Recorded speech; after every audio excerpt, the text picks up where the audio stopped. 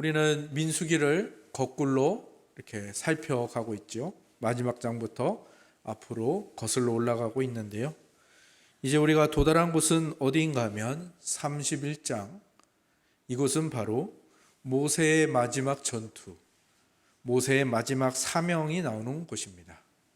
모세가 이 뒤에서도 31장 이후에도 여러 가지 명령을 받고 하지만 이 31장은 모세의 마지막 전투이면서 모세의 마지막 사명으로 잘 알려진 그러한 내용입니다. 사명. 여러분은 여러분의 사명이 무엇이라고 생각을 하시나요? 우리 모두는 사명을 받았고요. 사명자로 하나님께 부름을 받아 이 교회 공동체로 모인 것이죠. 그런데 우리는 많은 경우에 지난 주일 말씀에서 들었던 것처럼 사명을 그냥 특별한 사역자나 선교사나 어떤 특별한 사람만이 해야 하는 일처럼 간주해버리는 경향이 있죠.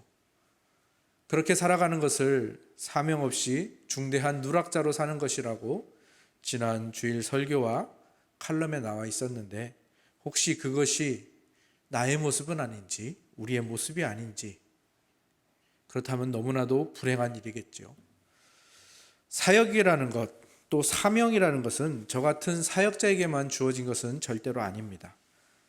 우리 모두에게, 여러분에게 주님이 맡기신 일들이 다 사명이지요.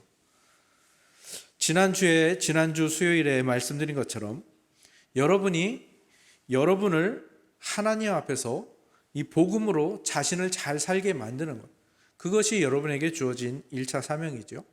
그리고 여러분이 그렇게 복음으로 자기 자신을 잘 살게 했을 때 그것이 다른 이에게도 흘러가는 거죠. 그래서 나를 잘 살게 하고 복음으로, 그 다음에 복음의 힘으로 다른 사람도 잘 살게 하는 것, 이것이 우리의 사명인 것입니다. 가정주부는 주부의 일로 그 일들을 할 수가 있고요.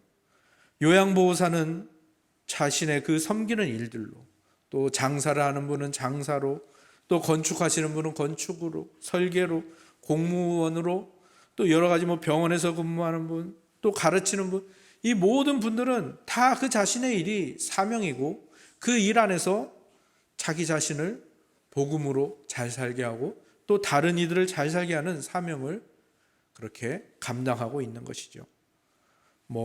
그뿐만이 아니라 할아버지 할머니로서, 또 부모로서, 또 자식으로서 이런 사명들이 누구에게나 다 있고요.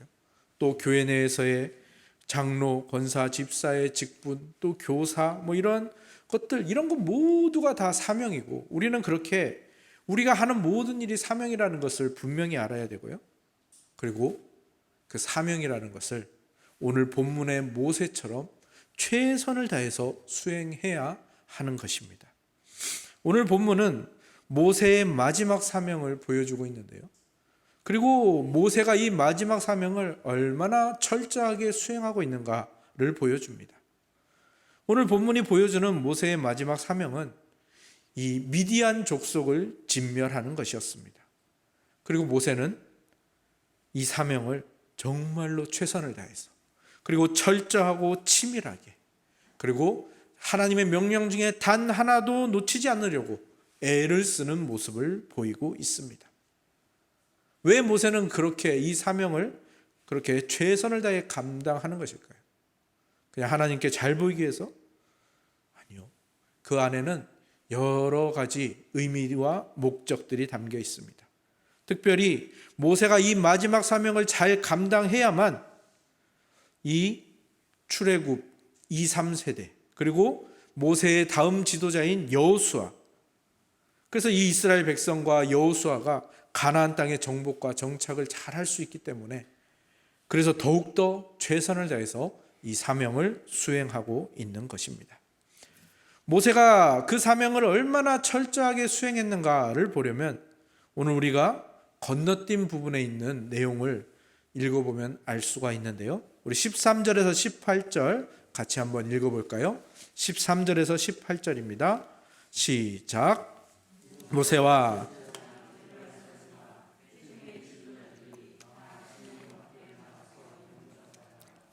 모세가 군대 지휘관 곧 싸움에서 돌아온 천부장들과 백부장들에게 노하니라. 요새가 그들에게 이르되 너희가 여자들을 다 살려두었느냐? 보라, 이들이 발람의 꾀를 따라 이스라엘 자손을 부올의 사건에서 여호와 앞에 범죄하게 하여 여호와의 회중 가운데에 연병이 일어나게 하였느니라. 그러므로 아이들 중에서 남자는 다 죽이고 남자와 동침하여 사내를 아는 여자도 다 죽이고 남자와 동침하지 아니하여 사내를 알지 못하는 여자들은 다 너희를 위하여 살려둘 것이니라. 아멘. 하나님께서는 미디안을 진멸하되 철저하게 진멸하라고 하셨습니다. 남자는 아이일지라도 다 죽이고 여자는 남자를 알지 못하는 여자들만 살리라고 하셨습니다. 그런데 이스라엘 군대가 이 전쟁에 승리를 했는데요, 성인 남자들은 다 죽였지만 차마 남자 아이들과 여자들을 다 죽이지 못하고 돌아왔던 것 같습니다. 그래도 인간적인 생각으로는 그 정도만 하면 될 것 같은데 모세가 정말 분노하면서 노하면서 화를 내면서 이 하나님의 명령을 철저하게 지키라 하는 이 장면이 나오고 있죠. 왜 모세는 이토록 철저하게 하나님의 명령을 수행하려고 하는 것인가? 바로 여기에 첫 번째 그 목적과 이유가 등장합니다. 그 이유는 모세의 사명이 절대로 자기 자신만의 사명으로 끝나서는 안 되기 때문입니다. 2000년을 맞이해서 세계의 언론인들이 모여서 지난 1000년간 최고의 발명품이 무엇인가를 뽑는 기획을 한 적이 있습니다. 그때 어떤 것이 지난 1000년간 최고의 발명품으로 꼽혔을까요? 그것은 바로 구텐베르크의 금속 활자였습니다. 이 금속 활자가 발명이 되고 그것으로 책과 인쇄물을 무한하게 발행할 수 있게 됨으로 인해서 특정 부류만 소유했던 지식, 정보가 대중들에게도 전해졌고 그 후로 각 분야에서 잠자고 있던 신진 세력들이 깨어나고 학문과 사상, 과학과 기술, 문화 그것들이 발전하고 모든 문명이 빠르게 발전해 나갈 수 있었기 때문이죠. 그런데 우리는 분명히 알고 있지 않습니까? 금속 활자라는 것은 우리 조상들이 이 구텐베르크보다 훨씬 더 먼저 발명을 했죠.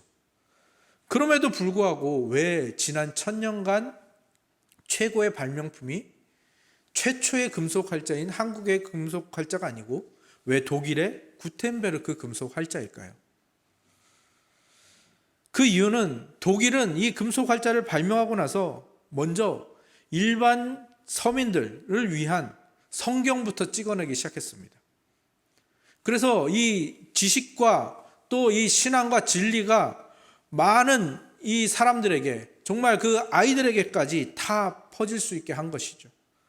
그리고 좋은 인쇄물들을 많은 국민들에게 다 읽게 하려는 그 노력이 있었고 그래서 그들의 관심사는 이 금속 활자를 가지고 어떻게 하면 짧은 시간에 좋은 품질의 인쇄물을 찍어낼지 그래서 그것들을 보급할지에 관심사가 있었습니다. 근데 반면에 우리나라의 그 금속 활자는 어떻게 사용이 되었는가 하면 매우 소극적으로 사용이 되었습니다. 매우 적은 수의 복사본을 찍고 소수의 관리들에게만 나누어주고 그 활자는 철저히 나라에서 보관하고 유출되지 않게 했습니다. 그래서 독일의 활자는 기적 같은 발전을 만들어내는 도구와 기초와 통로가 되었지만 우리 조상들은 금속 활자를 가장 먼저 발견했음에도 불구하고 발명했음에도 불구하고 그냥 썩지 않은 활자를 가진 것에 지나지 않았던 것입니다. 박물관에 전시할 유물은 될 수 있었을지언정 다른 말로 하면 씨앗은 가지고 있었을지언정 열매로 이어지지가 않은 것이죠. 모세가 이 사명을 철저하게 수행하는 이유가 바로 여기에 있습니다. 사명이 아무리 좋고 선해도 그것이 현실로 이어지고 다른 사람과 다음 세대로 이어지지 않으면 아무 소용이 없다라는 것, 그것을 모세는 분명히 알았던 것입니다. 그래서 이 사명을 철저하게, 그리고 정말 그 토시 하나도 틀리지 않고 지키려고 애를 썼던 것이고요. 그래서 바로 모세는 그로 인해서 이 사명을 수행하는 일들이, 그리고 그 사명이 자신의 시대에서 끝나지 않고 여호수아의 시대, 또 출애굽 1세대에서 끝나지 않고 출애굽 2세대, 3세대 계속 거듭되는 그 다음 세대에 그 후손들의 현실이 될 수 있도록 그렇게 철저하게 사명을 수행한 것입니다. 파리의 낭만은 3일이면 끝난다라는 말이 있죠. 그 이후로는 현실이라는 겁니다.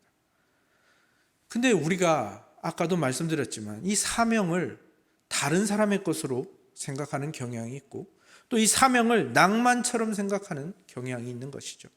하나님을 멀리 있는 분으로만 생각하고. 그런데 파리라는 도시도 겉으로 보기에는 낭만의 도시 같고 정말 멋있고 잘 꾸며진 도시 같지만 실제로 가보면 그것도 누군가의 일상이고 현실이고 생활이라는 것. 하나님께서 우리에게 주신 사명은 철저한 우리의 현실인 것이고요. 우리가 현실에서 풀어나가야 되는 것이고요. 그래서 그것이 이어지고 전해져야 하는 것입니다. 모세가 철저하게 이 미디안을 진멸하는 사명을 수행했던 두 번째 이유는 근접의 원리 때문입니다. 제가 아시는 목사님이 해주신 말씀인데, 그 목사님이 사역하시는, 담임하시는 교회에 집사님이 상담을 요청했다고 합니다. 목사님, 제가 요즘 스트레스가 너무 심합니다. 앞집에 새로 이사 오신 분이 있는데 좀 이상한 분 같아요. 하루 종일 쉬지 않고 같은 노래만 불러대요. 타양살이 몇 해던가, 손꼽아 헤어보니. 이 노래만 계속 듣다 보니 스트레스가 쌓여서 얼마나 힘든지 모릅니다. 목사님이 집사님을 위로해주고, 집사님 우리 같이 기도해요. 하나님께서 응답해 주실 거예요 하고 달래서 집사님을 보냈습니다. 근데 며칠이 지나서 집사님이 찾아오셔서 이렇게 말씀하시더랍니다. 목사님 이상해요. 제가 집에 있을 때 빨래하면서 음식을 만들면서 청소를 하면서도 저도 모르게 타양살이 몇 해던가를 부르고 있어요. 이게 바로 근접의 원리입니다. 쉽게 말해서 사람은 가까이 하는 것에 큰 영향을 받는다라는 것이죠.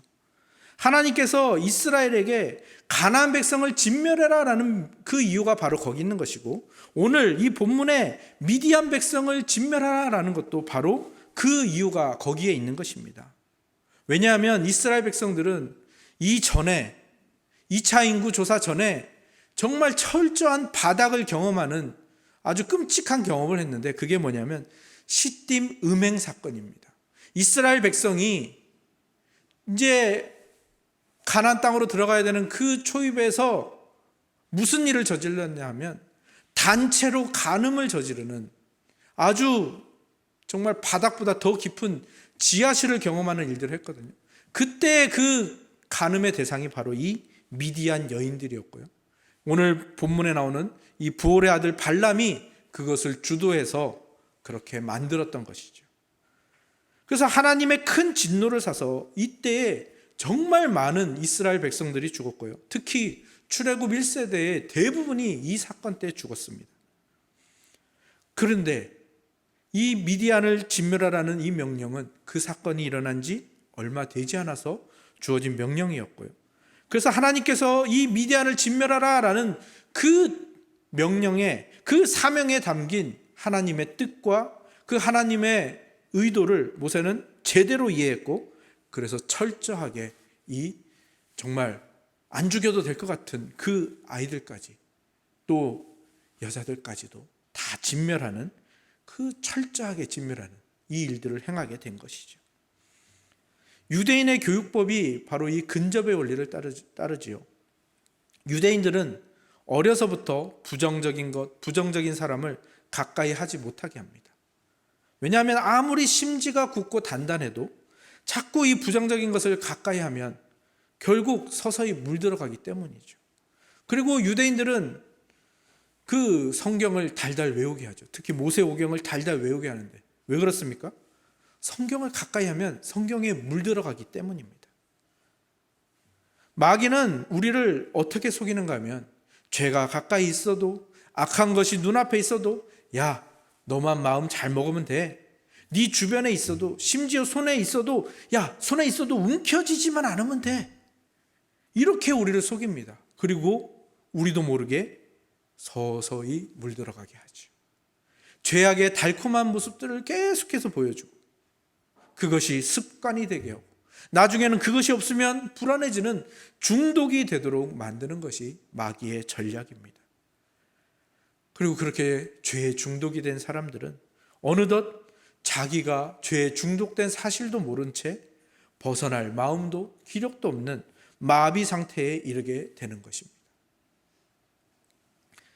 이 마비 상태, 이 무감각을 벗어나 생명으로 회복되기 위해서 하나님의 말씀을 철저하게, 하나님이 주신 사명을 철저하게, 마치 그 사명이 마지막 사명인 것처럼 현실로 가져오고 철저하게 수행하는 것, 그것이 우리에게 필요하고요. 모세는 그것이 이스라엘 백성에게 반드시 필요하다는 것을 알았습니다. 미디안을 진멸하는 것이 그냥 그 아이들과 여자들 죽이는 일이 쉬운 일이었겠습니까? 그건 분명히 이스라엘에게도 아픔이었습니다. 하지만 그 아픔을 견뎌야 하는 것입니다. 그 아픔을 현실로 살아내며 애통하며 그 사명을 수행해야 하는 것이죠. 그리고 하나님은 애통하는 자야 복이 있다 하셨죠. 하나님의 위로가 임할 것이다. 하나님이 그들을 위로해 주시고 회복시켜 나가실 것이죠. 모세가 철저하게 사명을 수행하는 목적은 이제 마지막으로 전쟁을 통해 얻은 이 전리품을 나누는 이 모습으로 결론 지어집니다. 이 전리품을 나누는 방식, 저는 오늘 그 말씀 제목으로 신비한 나눔법이라고 했는데 바로 이 신비한 나눔법에 담긴 의미가 오늘 말씀의 결론이 되겠습니다. 먼저 유대인의 민담에 나오는 그런 이야기 하나를 들려드리려고 합니다. 한 무리의 아이들이 무화과 열매가 가득 들어있는 바구니를 들고 지혜로운 랍비를 찾아옵니다. 랍비님, 저희는 4명인데요. 이 바구니 안에 무화과를 나누려고 하는데 제대로 나눠지지가 않아서 자꾸 싸우게 돼요. 그래서 랍비님이 이것을 잘 나눠주시면 좋을 것 같아요. 그러자 지혜로운 랍비가 대답을 합니다. 그래, 너희들이 참 잘 찾아왔구나. 내가 너희들에게 아주 잘 나누어 주마. 그런데 얘들아, 너희들은 이 무화과를 인간의 분배 방식으로 나눠 받고 싶니? 아니면 하나님의 분배 방식으로 나눠 받고 싶니? 아이들은 동시에 외쳤습니다. 당연히 하나님의 방식대로지요. 그러자 랍비는 바구니에 있던 무화과를 한 움큼 집어서 첫 번째 아이에게 줍니다. 그리고 두 번째 아이에게는 5개의 무화과를 주고요. 세 번째 아이에게는 3개의 무화과를 주고 마지막 아이에게는 겨우 1개의 무화과를 줍니다. 아이들이 만족했을까요? 아니죠. 입술이 대빨 나왔습니다. 볼멘 소리로 말하죠. 랍비님, 이게 뭐예요? 저희랑 장난치시는 거예요? 랍비가 조용하게 대답을 합니다. 얘들아, 이게 바로 하나님의 분배 방식이란다. 만일 너희가 사람의 방식으로 나누어 달라 했으면 정확하게 갈라서 주었겠지. 그러나 하나님은 누구에게는 많이 주시고 누구에게는 조금 주시고 또 누군가에게는 아주 적게 주신단다. 그런데 이 모든 일에는 하나님이 뜻이 있으셔서 그렇단다. 많이 받은 사람은 자기가 노력한 것보다 많이 받았으니 하나님께 감사하게 되고, 적게 받은 사람은 부족함 때문에 하나님께 기도하게 되는 거란다. 또 많이 받은 사람은 적게 받은 사람에게 나누어 주면서 하나님의 마음을 알아가고, 적게 받은 사람은 많이 받은 사람에게 나누어 받으면서 고마움을, 감사함을 배워가는 거란다. 이것이 하나님의 분배 방식이란다. 여러분은 이 이야기를 듣고 어떤 생각이 드시나요? 이것을 잘못 이해한 것이 바로 공산주의죠. 근데 여기서 랍비가 말했던 하나님의 분배 방식을 다른 말로 하면 하나님의 절대 주권이라고 합니다.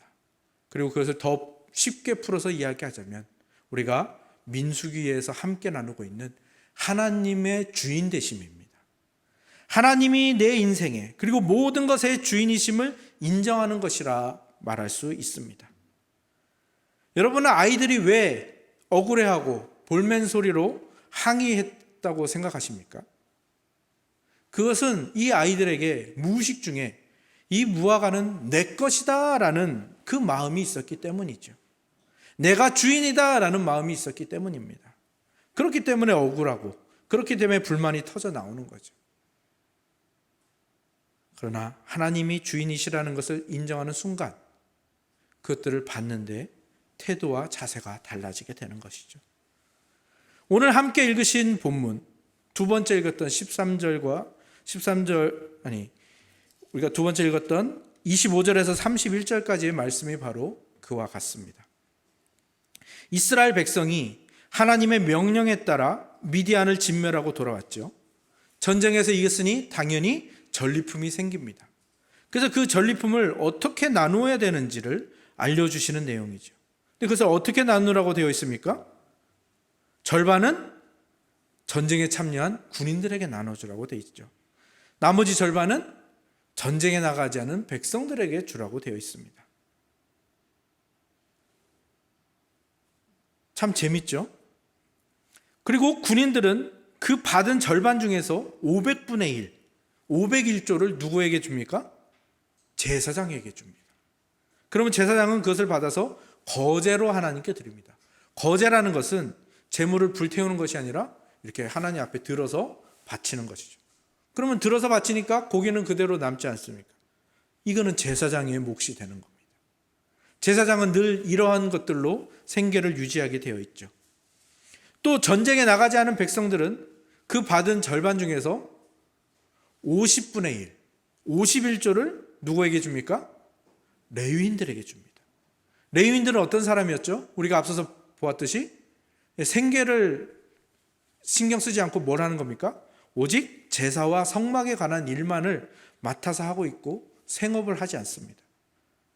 그래서 레위인들이 어떻게 살았는가? 바로 이런 방식으로 살았던 겁니다. 다른 지파에서 늘 이렇게 나누어줘서 먹고 살 수가 있게 된 것이죠. 이게 바로 하나님의 분배 방식입니다. 사실 다른 나라, 다른 민족에서는 가장 귀한 전리품은 왕이나 귀족이 가져가고 그 다음으로 전쟁에 나간 군인들이 그 전리품을 다 나누어 가지고요. 전쟁에 나가지 않은 사람들은 손만 빨고 있어야 하는 것이 그 당시에 대부분의 나라의 방식이고 상식이고 세상이 돌아가는 방법이죠. 그러나 이스라엘의 군대, 이 하나님의 군대는 세상의 군대와는 완전히 다른 군대인 것입니다. 민수기 28장에서 여호수아가 차기 지도자로 세워진 후에 갑자기 어떤 이야기가 등장하는가 하면 제사에 대한 이야기가 계속 등장을 합니다. 왜 그럴까? 그 나중에 살펴보겠지만 하나님의 군대의 지도자를 세우면서 하나님을 섬기는 제사 제도를 그 뒤에 붙임으로 말미암아 하나님의 군대의 중심이 바로 이 하나님을 주인으로 모시는 하나님을 사랑하는 그것이 중심이라는 것을 알려주는 겁니다. 하나님의 군대는요, 무기가 그 중심도 아니고요. 그 훈련도 중심일 수가 없습니다. 그 숫자나 규모, 그것도 중심이 아닙니다. 하나님의 군대는 단 하나. 그들이 얼마나 하나님의 명령을 의지하는가, 그들이 얼마나 하나님을 주인으로 잘 모시는가, 거기에 있다는 것이죠. 그래서 모든 주도권을 하나님께 드리는가, 이게 하나님의 군대의 특징이고 중심이라는 것입니다.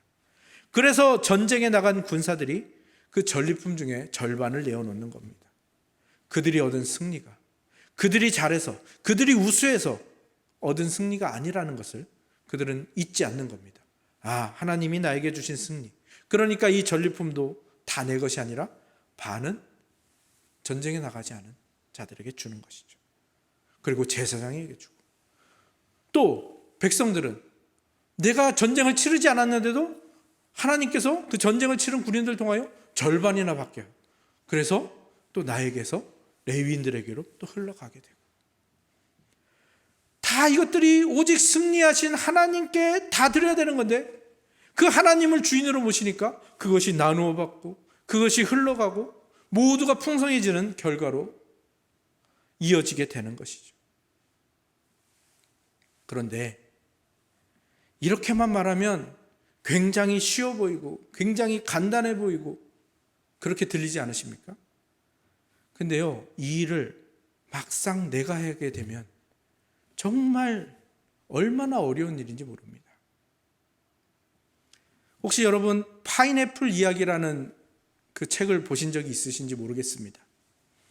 이 파인애플 이야기라는 것은 뉴기니 섬에서 한 선교사님이 자기의 이야기를 쓴 책인데요. 여러분이 나중에 한번 꼭 읽어보시면 좋을 것 같습니다. 이분이 선교하시는 곳은 열대 우림이고 정글입니다. 그래서 이분이 다른 걸 모든 걸 다 포기하고 정글에 들어와서 원주민들에게 복음을 전하고 그들에게 의료를 제공하는 그 사명을 힘썼던 분인데요. 이분이 그 선교를 막 감당하면서 아주 작고 소박한 꿈 하나가 생겼습니다. 정글에 보니까 가끔 파인애플이 발견이 되는 거예요. 그래서 그 파인애플을 실컷 먹었으면 좋겠다라는 소원이 생긴 겁니다. 그래서 원주민들과 함께 정글에서 파인애플 나무들을 캐다가 밭으로 옮겨 심는 작업들을 합니다. 그래서 선교사님 그 병원 옆에 파인애플 밭이 생겼죠. 시간이 흘러서 이제 이 파인애플을 수확할 때가 돼서 밭에 가보니까 파인애플이 하나도 없어요. 왜냐하면 파인애플이 익자마자 원주민들이 다 따먹은 거예요. 선교사님이 급 실망을 했죠. 그래서 원주민들을 불러다 말합니다. 여보시오 형제들, 어찌하여 내가 필요해서 나무를 심었는데 말도 없이 열매를 다 따갈 수 있습니까? 그러자 원주민들은 오히려 선교사님을 더 이상하게 바라보며 말합니다. 아니 선교사님, 당연히 우리가 심었는데 그러니까 파인애플은 우리 거잖아요. 정글에서는 심은 사람이 주인이에요. 그러자 선교사님이 단념하고 다시 약속을 합니다. 줬어. 그럼 이번에 또 파인애플 나무를 심는데 나무를 심는 대가를 제가 여러분들에게 다 품삯을 계산해서 주겠습니다. 그러니까 이번에는 열매를 우리 반반씩 나누어 가집시다. 그 후에 수확할 때가 돼서 밭에 가보니까 또 열매가 하나도 없는 거예요. 원주민들은 또 이런저런 핑계를 대고 이런저런 이야기를 하면서 둘러댈 뿐이죠. 이번에는 선교사님이 너무너무 화가 났어요.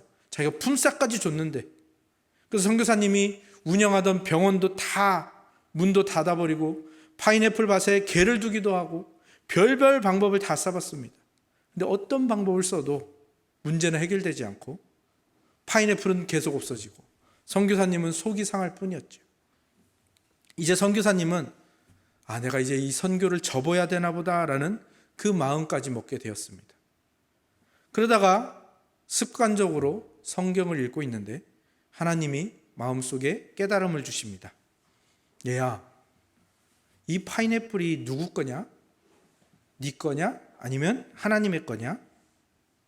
이 선교사님이 그 순간 마치 벼락을 맞은 듯이 놀란 겁니다. 자기의 그 욕심 때문에 이 파인애플의 진정한 주인이 누구인지를 잊고 있었던 거죠. 근데 그 생각이 딱 들고 회개를 하니까 그때부터 선교사님의 마음이 굉장히 편해진 겁니다. 그래서 그 다음부터는 원주민들이 파인애플을 다 따가든지 말든지 선교사님은 화도 내지 않고 다시 병원도 열고 의료를 제공하고 원주민들을 선교하고 돌보고 계속해서 그 일들을 했죠. 그러니까 이제는 원주민들이 이제 선교사님을 이상하게 보는 겁니다. 선교사님, 왜 이번에 우리에게 화를 내지 않으세요? 선교사님이 대답을 합니다. 예, 지금까지는요 그 파인애플 나무가 제 거라고 생각을 했어요. 그래서 제가 화를 냈었는데요. 근데 그건 진짜 잘못된 생각이었어요. 왜냐하면 그 나무의 진짜 주인은 하나님이시거든요. 그래서 저는 그 사실을 잊고 있었는데요. 이제는 깨닫게 되었습니다. 물론 그 후에도 파인애플을 훔쳐가는 원주민들이 있었죠. 근데 그 후로는 파인애플을 훔쳐간 그 원주민들 사이에서 이상한 이야기들이 도는 거예요. 막 어떤 일이 일어나거나 아프거나 그러면 야, 우리가 하나님의 것을 훔쳐서 그럼 이렇게 아픈가 보다.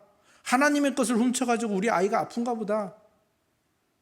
이렇게 되다 보니까 점점 그 정글에는 도둑도 없어지고 선교사님도 그 파인애플을 가지고 원주민들과 나누어 먹고 섬길 수 있게 되고, 그리고 그동안 원주민들과의 사이에서도 어느 이렇게 좁혀지지 않는 간격이 있었는데 그 사건 이후로 그토록 얻고 싶었던 그 원주민들의 신뢰와 사랑을 그제서야 얻게 되었다는 그 선교사님의 고백이지요. 그리고 보너스로 그렇게 먹고 싶었던 파인애플을 실컷 먹을 수 있게 되었다라는 이야기까지. 많은 것을 생각하게 하지 않습니까? 이 선교사님이 진정한 행복을 찾은 것은 무엇을 인정한 후부터입니까? 하나님이 주인이시다. 모든 것이 하나님의 것이다. 이것을 인정하는 순간 그에게 행복이 찾아오는 것입니다. 이것을 인정하고 순종하기 때문이죠. 하지만 굉장히 어려운 일이죠. 이 어려운 것을 시도했을 때 우리는 진정한 은혜를 누릴 수 있게 되는 것이죠. 저도 마찬가지입니다. 이런 일들, 이런 기회들이 저에게 많이 있었는데 많이 실패를 했어요. 근데 그 중에서도 몇 번 정말 성공을 했더니 하나님이 큰 은혜를 주시더라고요. 그때 저는 확실히 깨달았습니다. 내 것임을 주장하고 내가 주인이 될 때는 내 범위, 내 한계, 내 주변밖에 보지 못하는데요. 하나님께서 주인 되심을 인정하면 하나님의 범위와 하나님의 능력을 맛보고 느끼고 경험하게 된다라는 것을 말입니다. 물론 그 결단은 정말 어렵습니다. 당장 손해보게 되고요. 당장 내 것을 포기해야 되고요. 그러다 보면 자꾸 뭔가 빠져나가는 것 같고 허전해지는 것 같거든요. 그런데 우리는 본능적으로 뭔가를 채워야 행복한다라고 생각하지만 사실은 굉장히 역설적이게도 비울 때의 행복감을 느끼게 되는 것이죠. 주인 자리를 내가 차지하고 있어야 행복할 것 같지만 사실은 그 주인 자리를 비우고 하나님께 내어드릴 때 진정한 행복을 느끼게 되는 것입니다. 프랑스의 사하라 사막의 성자로 불리는 사를르드 푸코라는 사람이 이런 말을 남겼습니다. 행복하려면 두 가지 길이 있습니다. 하나는 가득 채웠을 때 오는 행복이고 또 하나는 비웠을 때 오는 행복입니다. 앞의 행복은 또 다른 욕망을 불러오는 헛헛한 행복이지만 후자의 행복은 아무것도 바랄 것이 없는 평화롭고 무한하며 고요한 행복입니다. 모든 성자들이 마음을 비워라, 그 마음을 놓아라 하는 이유는 바로 비웠을 때 오는 행복이 지고한 참된 행복이기 때문일 것입니다. 무엇을 바라는가? 가장 되고 싶은, 하고 싶은 것은 무엇인가? 가만히 마음을 비추어 보고 바로 그놈이 비워야 할 것임을 알아야 합니다. 비운다는 것은 하지 않음을 이루는 것이 아니라 걸리지 않음, 집착하지 않음을 이루는 것입니다. 언제라도 포기할 수 있고 결과에 연연해 하지 않을 수 있음을 말하는 것입니다. 우리는 채우는 행복과 비우는 행복 둘 중 하나를 골라야 합니다. 생각해 보십시오. 다시 본문으로 돌아가 오늘 이스라엘의 군사들이 자신의 몫을 비우니까 어떤 일이 벌어졌습니까? 다른 백성들의 삶이 나아집니다. 이스라엘의 생명과 존재의 근원인 하나님의 임재를 담당하는 제사장과 레위인들이 그들의 생계가 해결이 됩니다. 또 모세가 자신에게 주어진 사명을 철저하게 수행했기 때문에 이 이스라엘 백성이 그것을 깨닫고 경험하고 느끼게 되는데 모세는 지금 이 모든 것을 통해서 우리를 어디로 인도하는가 하면 비우는 것, 그 비움의 대표이신 예수 그리스도로 우리를 인도하는 거죠. 자신을 비워 인간의 몸으로 오신 예수님, 그분은 하늘의 힘으로 가득 채워진 삶을 사셨죠. 그리고 그분이 자신을 비움으로 말미암아 많은 사람들이 풍성하게 채워진 삶을 살게 된 것이고요. 우리가 바로 그 증거 아니겠습니까? 사람을 가리켜 후회하는 동물이라 부르는데요. 아마 피조물 중에서 유일하게 후회하면서 사는 존재이기 때문에 그런 것 같습니다. 그렇다면 우리 모두 이왕 후회하면서 살아야 하는데 나는 왜 그것을 채우지 못했을까? 나는 왜 그것을 가지지 못했을까? 라는 이런 나쁜 후회 말고 착한 후회를 하면서 살았으면 좋겠습니다. 착한 후회가 뭐냐고요? 이런 시가 있습니다. 조금 더 멀리까지 바래다 줄 걸. 조금 더 참고 기다려 줄 걸. 그 밥값은 내가 냈어야 하는데, 그 정도는 내가 도와줄 수 있었는데, 그날 그곳에 갔었어야 했는데, 더 솔직하게 말해야 했었는데, 그 짐을 내가 들어줄 걸. 더 오래 머물면서 더 많은 이야기를 들어줄 걸. 선물은 조금 더 나은 것으로 할 걸. 큰 후회는 포기하고 잊어버리지만 작은 후회는 늘 계속되고 늘 아픕니다. 착한 후회라는 시입니다.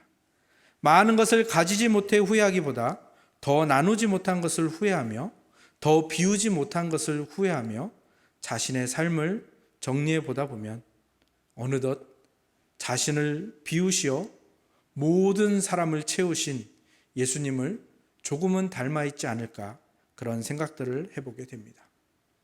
오늘 말씀을 통해서 여러분이 어떤 깨달음과 어떤 도전을 받으셨을지 모르겠습니다. 하지만 하나님께서 여러분에게 주신 사명이 있다는 것 잊지 마시고 그 사명을 여러분의 최선을 다해서 아름답게 수행해 나가시기 바랍니다. 또한 하나님께서 이 이스라엘에게 알려주신 신비한 나눔법, 내가 나누고 비울 때 다른 사람이 채워지고 더 풍성해진다라는 이 신비한 나눔법을 여러분의 삶의 현실로 가져와서 비우고 또 비우고 그 비워진 자리에 하나님의 주인 되심으로 채우고, 그리하여 모든 것을 채우고 모든 사람을 채우는 그러한 삶을 사는 저와 여러분들이 다 되시기를 주님의 이름으로 축원합니다. 아멘.